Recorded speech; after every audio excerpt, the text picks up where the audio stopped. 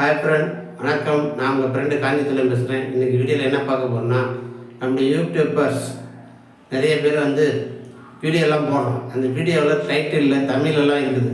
அந்த தமிழ் டைட்டில் சில டைம் பார்த்தா மாறி இங்கிலீஷில் இருக்குது. அது ஏன் திடீர்னு மாறிச்சு? நம்ம தமிழ் தானே டைட்டில் போட்டோம், அது ஏன் எப்படி மாறிச்சு என்னன்றது தெரியாமல் நிறைய பேர் குழம்பி ஐயோ சேனல் இதாக ஆயிடுச்சு, இதை ப்ராப்ளம் அப்படின்னு சொல்லிட்டு பயப்படுறாங்க. அதெல்லாம் எதுவுமே பயப்பட வேண்டாம். நான் அதை பற்றி உங்களுக்கு வீடியோவில் விளக்கமாக உங்களுக்கு சொல்கிறேன். அதுக்கு முன்னாடி என்னுடைய வீடியோ பார்க்குற அனைத்து சொந்தங்களும் லைக் பண்ணுங்கள், கமெண்ட் பண்ணுங்கள், புதுசாக பார்க்குறவங்க சப்ஸ்கிரைப் பண்ணுங்கள், அதில் ஆளுங்கிற பெல் பட்டனை டச் பண்ணி சப்போர்ட் பண்ணுங்கள். அப்போ தான் நான் போகிற வீடியோவில் உங்களுக்கு நோட்டிஃபிகேஷனாக வரும். சரிங்களா சொந்தங்களே? வாங்க நம்ம வீடியோக்குள்ளே போகலாம். அதாவது நம்ம போடுற வீடியோலாம் டைட்டில்லாம் தமிழில் தான் டைப் பண்ணுவோம், சிலது இங்கிலீஷ் எல்லாம் கலந்து டைப் பண்ணி போடுவோம். ஆனால் திடீர்னு சிலர் நம்ம ஃப்ரெண்டுக்கு யாராவது பார்த்துட்டு என்னப்பா டைட்டில்லாம் இங்கிலீஷில் இருக்குது அப்படின்னு சொல்லுவாங்க. இல்லை நீயே கூட வேறு ஃப்ரெண்டு இதில் பார்க்கும்போது தமிழ் டைட்டில் இங்கிலீஷில் மாறி இருக்கும். அது ஏன்னு சொல்லி நிறைய பேர் குழம்பிருக்கிறாங்க. அது ஒன்றும் பிரச்சனை கிடையாது. அது நமக்கு யூடியூப் புதுசாக ஆட்டோ டப்பிங் அப்படின்னு சொல்லிட்டு ஒரு புதுசாக ஒரு ஆப்ஷன் வந்துருக்கு இல்லைங்களா? அந்த ஆட்டோ டப்பிங் வந்ததுனால தான் ஆட்டோமேட்டிக்காக சேஞ்ச் ஆகுது.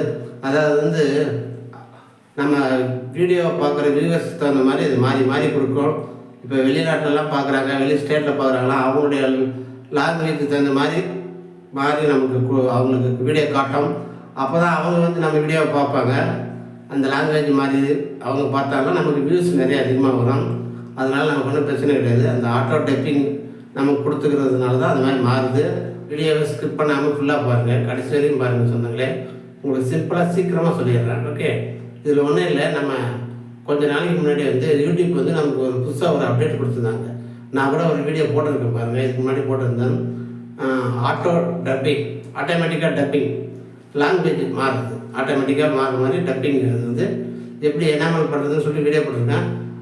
அந்த ஆட்டோமேட்டிக் டப்பிங் நமக்கு புதுசாக யூடியூப் ஒரு அப்டேட் கொடுத்தாங்க. அதை முதல்ல ஃபஸ்ட்லலாம் கொஞ்சம் பேருக்கு தான் வந்துருந்துச்சு. இப்போ நிறைய பேர் எல்லா சேனலுக்கும் வந்துருச்சு. நிறைய பேர் அதை எனேபிள் பண்ணிட்டாங்க. அது எனேபிள் பண்ணியிருக்கிறவங்களுக்கு மட்டும்தான் இந்த மாதிரி ஆட்டோமேட்டிக்காக தமிழ் லாங்குவேஜ் இங்கிலீஷ் மாறுது. அதனால் நீங்கள் ஒன்றும் பயப்பட வேணாம்.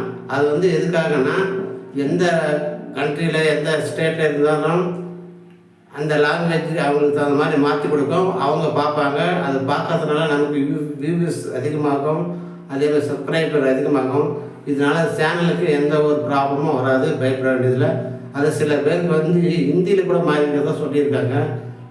நானே பார்த்துருக்குறேன். அதனால் சொந்தங்களே அதெல்லாம் பயப்பட வேண்டாம். அந்த செட்டிங்ஸில் எனேபிள் பண்ணியிருக்கவங்களுக்கு இது மாதிரி லாங்குவேஜில் மாறும். அதுதான் ஒன்றும் பிரச்சனை கிடையாது. அது நீங்கள் வேணான்னு சொன்னால் கூட நீங்கள் ஆஃப் பண்ணி வச்சுக்கலாம். அது எப்படி ஆஃப் பண்ணுறதுன்றது நான் உங்களுக்கு சொல்கிறேன் பாருங்கள். இது போய் யூடியூப் ஸ்டுடியோ ஓப்பன் பண்ணிங்க. லேப்டாப்னாக்கா ஸ்டேட்டஸ் ஓப்பன் பண்ணிங்க. மொபைல்னாக்கா வைடி ஸ்டுடியோ டெஸ்க்டாப் மோடில் ஓப்பன் பண்ணிக்கிட்டு அதில் கீழே வாங்க. அதில் செட்டிங்ஸ்னு இருக்கும் பாருங்கள். கீழே இந்த செட்டிங்ஸ் ஓப்பன் பண்ணுங்கள். அதில் அப்லோடு டிஃபால்ட் அப்படின்னு இருக்குது பாருங்கள். நான் 3ஆவதாக அதை செலக்ட் பண்ணுங்கள். அது செலக்ட் பண்ணிவிட்டு இதில் 2ஆவதாக இருக்குது பாருங்கள், அட்வான்ஸ் செட்டிங்னு இருக்குது பார்த்தீங்களா? அதை செலக்ட் பண்ணிட்டு அப்படியே கீழே ஸ்க்ரோல் பண்ணுங்கள். இது பாருங்கள், ஹலோ ஆட்டோமேட்டிக் டப்பிங்னு இருக்குங்களா?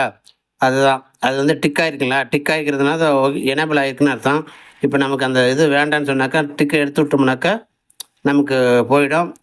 இல்லை வேணும்னா மறுபடியும் நம்ம டிக் பண்ணோம்னா எடுத்துக்கலாம். நமக்கு வேணும்னா இது பண்ணிக்கலாம், வேணான்னா எடுத்து விட்டுடலாம்.